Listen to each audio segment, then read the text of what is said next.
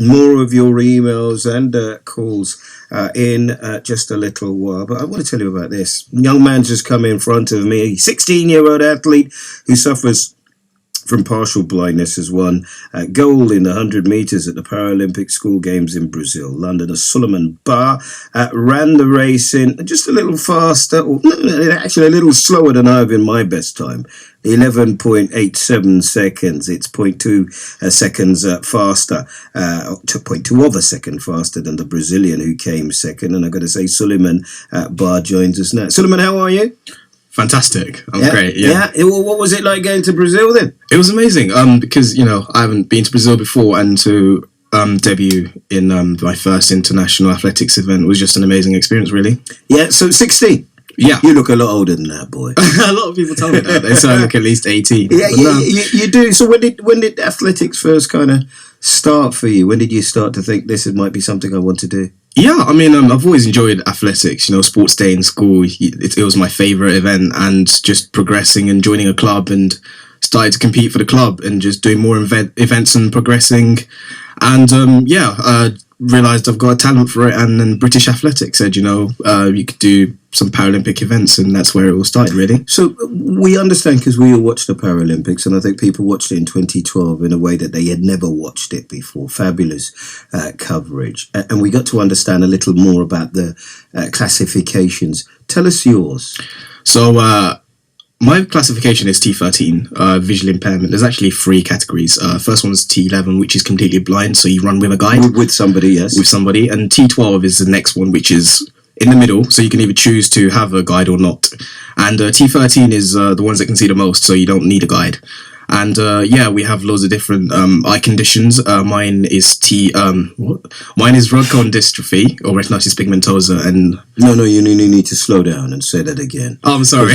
some of us are going to go and Google this. Yeah, so you probably said it 100 times in your life, but this is the first time you've said it to us, and we are interested in your story. Okay. What is your condition, Suleiman? My condition is retinitis pigmentosa, and it means that I don't have any peripheral vision, so I cannot see in the sides. I can only see through the middle of my eye. So what we call in Old English tunnel vision. Tunnel vision. That's correct. Yeah, tunnel vision, basically.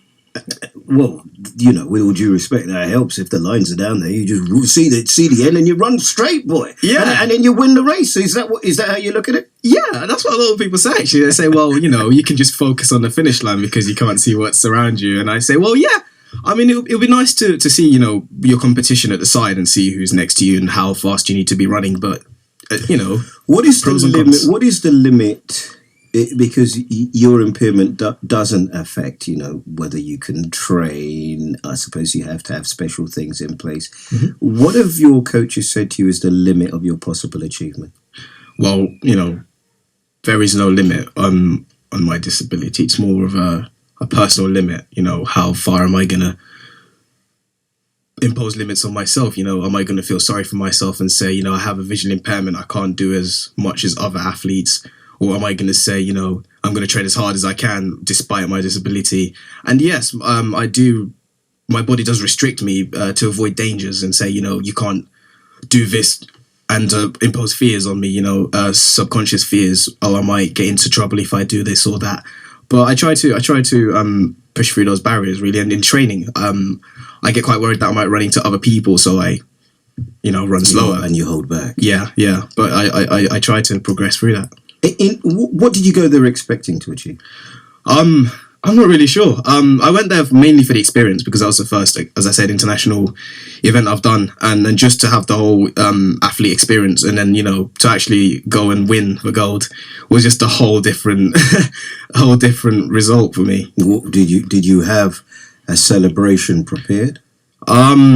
No, I didn't know. I just crossed the line, and I didn't. You didn't do the cool thing. Did you do a dance? What did you do? I didn't have anything prepared. That's the thing. For goodness sake, you just won the race. You've gone to Brazil. So what did you do? I didn't have anything prepared, but afterwards, me and the media guy Andrew, we talked to ourselves. We said, there's the Usain Bolt, there's the Mo, there's all these things, and we said, what about the King Solomon? With the crown. Is that what we're going for? Yeah, I think that's what we're going to go for. The crown, King Solomon. But the problem is, you got to win again. We don't know if you're ever going to win again. I don't know about that. That's a self-limiting belief right there. Excellent. Well, I like where you're going to. Tell me about school. How you doing? School's I don't know, because I think I did quite a dangerous decision of doing 4 essay-based A-levels: philosophy, politics, economics, and psychology. Okay. But I'm trying to juggle my time really and kind of spread them out throughout a longer time period and just take it So how slowly. does it work? Because usually one of those A-levels gets dropped. Yeah. I'm gonna do 2 of them in the 2 years, and then try and do some more after that. So spend longer time in sixth form, and 3 of them. I might drop psychology. So tell me about studying and your visual impairment. Tell me how that works. It's very hard. I mean, it takes me twice as long to read things as other people, as you can understand. But I use my laptop to make things bigger. You're not doing the Braille thing. I am actually. I'm learning Braille.